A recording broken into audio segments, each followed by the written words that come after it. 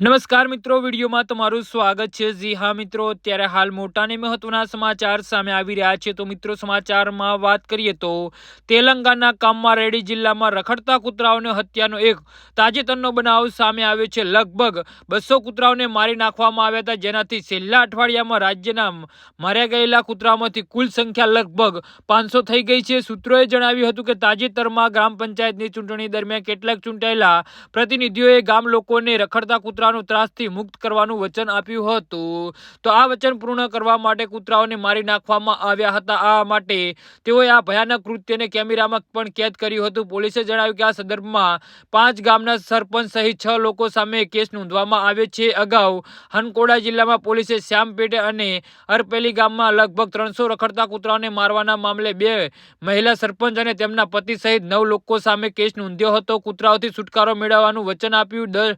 December 2025માં યોજાયેલી ગ્રામ પંચાયતની ચૂંટણી પહેલા કેટલાક ઉમેદવારોએ ગામ લોકોને વચન આપ્યું હતું કે તેઓ રખડતા કૂતરાઓ અને વાંદરાઓનો ત્રાસનો સામનો કરશે।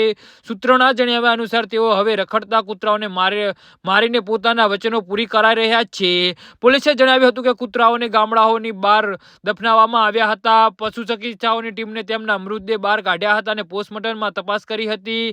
એક વરિષ્ઠ પોલીસ અધિકારીએ જણાવ્યું હતું કે આંતરિક અવયવોની તપાસ માટે ફોરેન્સિક સાયન્સ લેબોરેટરીમાં મોકલવામાં આવ્યા છે। જી હા મિત્રો, તો આના વિશે તમારું શું કહેવું છે તો નીચે મારી કમેન્ટ બોક્સમાં જરૂરથી જણાવજો અને અમારી યુટ્યુબ ચેનલને સબસ્ક્રાઇબ કરવાની ભૂલતા નહીં। ધન્યવાદ।